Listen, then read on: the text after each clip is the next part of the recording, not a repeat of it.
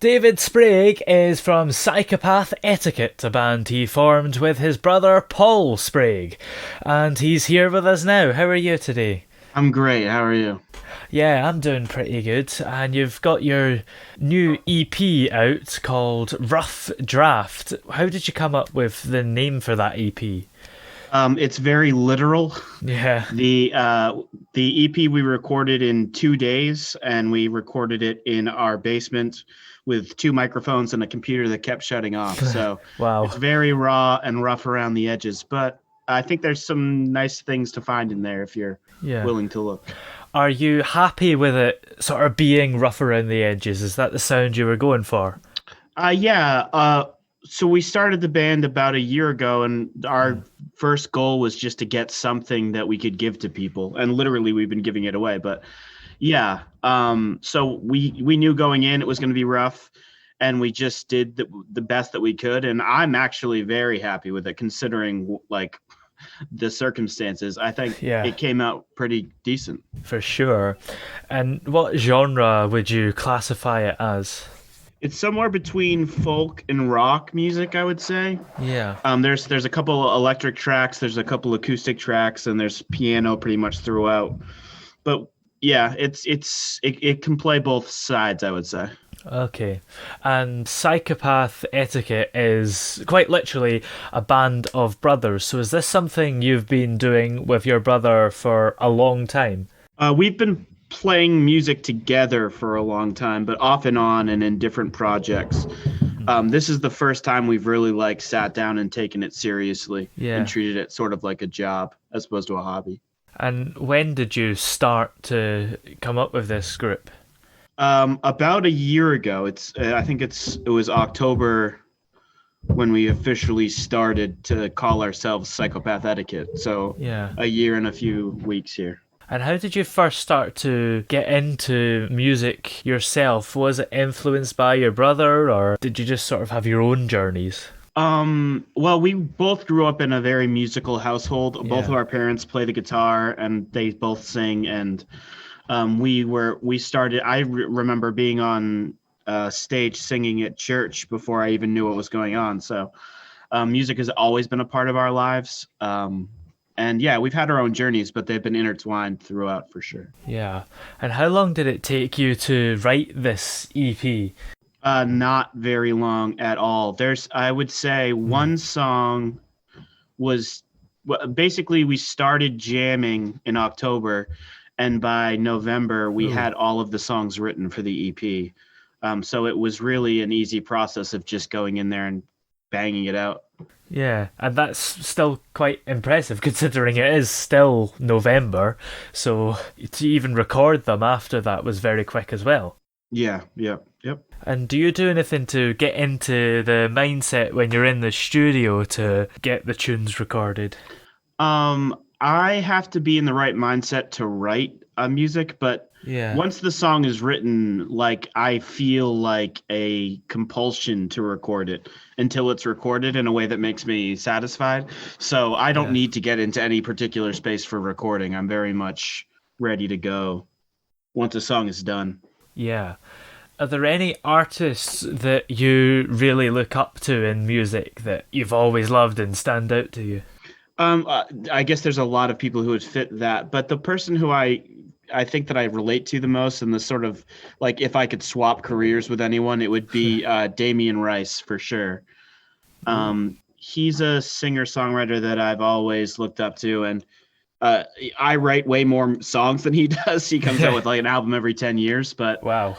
but when he does come out with them, they speak to me in like a weird personal way that it's like he knows what's going on, or we're both dealing with the same stuff exactly. I don't know, but Yeah.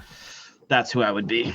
That's really strange coming out with a song every 10 years, but I suppose maybe he's taking that long to work on it. It might be quite an extreme perfectionist. I guess so. He must be, right? Yeah. In all the years that you've been making music, do you have any highlights that stand out to you? Um, yeah, I mean, there's been some high moments, there's been some really low moments, but the highlight for us recently has been the song "When Anxiety Attacks." off of the EP. Mm. That kind of like exploded on Facebook. And within the first month, it had 100,000 views, and people were just sharing it every day, Wow. and like leaving comments and sending us messages about how the song like touched them or affected them or spoke to them in different ways. And that was really our first taste of like we're on to something here as far as, being open and honest, and also talking about things that people can relate to. Yeah. And what does it feel like to have people come to you and say that your song has touched them?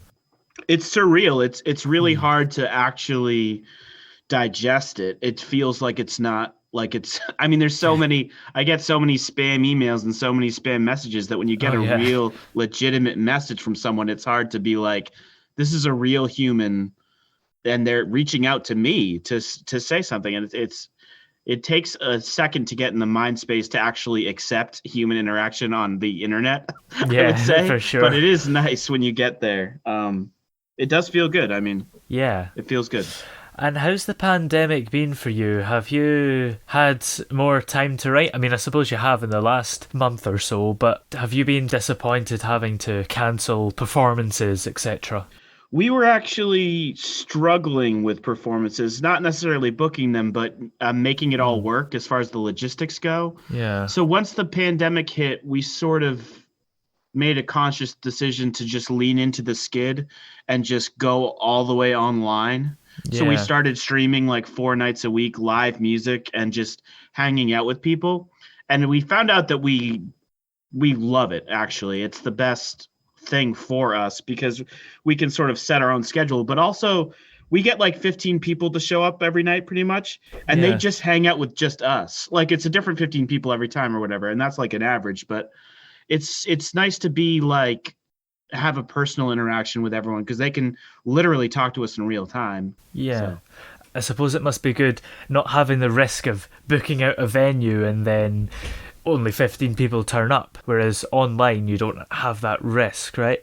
Right, yeah, there's no downside. It's all and sometimes it's 3 times that number, but it's the personal connections that you can make where I mean we're kind of a weird group, but I will like write up a song in real time.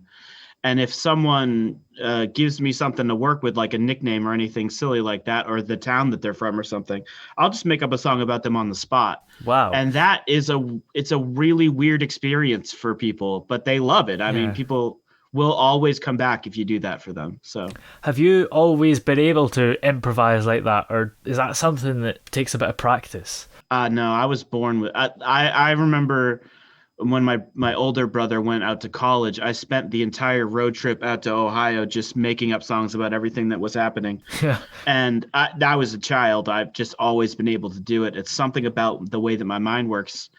I don't write down lyrics when I write songs. I just, whatever sticks, I consider to have passed the bar of entry. Yeah. So if I remember something, it means it was good enough. That's sort of my filter. Do you feel like when you improvise a song, rhymes help the creative process? Because if you say one word, it sort of narrows down what your next line should be. Right, for sure. And a lot of times it'll be, I think of a word and then I think of a word that rhymes with that word. Yeah. And then all I have to do is draw a line between those two things. But yeah, it's fun. It's a lot of fun, actually. Yeah. And have you got any more projects coming up from Psychopath Etiquette in the not too far future? Yeah, I mean we're about to finish up setting up with a much more legitimate studio. Ooh. And we're gonna just dive into a full album here. Nice. And it's super exciting. We're very excited about it. Yeah, can't wait for that. Well, where are we able to check out the latest EP, Rough Draft, and any other music? Well, anywhere you listen to music, you can pretty much find us. We're on iTunes and Spotify and all those things. SoundCloud is where all of our music is, so like dating back for forever, pretty much. We have a ton of stuff on SoundCloud. Really, though, you just type in Psychopath Etiquette. we're the only one even close to that as far as bands go, Yeah, I suppose which so. is nice. And one of the reasons why we picked it, I love the words together, but that's one of the reasons Yeah, why we picked kind of an that band name. oxymoron Yeah. almost. Right? Yeah, almost, but it also seems like, I mean, to me, tells kind of a funny story. Like Yeah. they're these psychopaths, but they have a sort of etiquette that even they can relate to, where it's like, well, we don't do that, you know. Yeah. There are rules. Yeah. Well, thank you very much for coming on the show today. Thank you for having me. This has been good.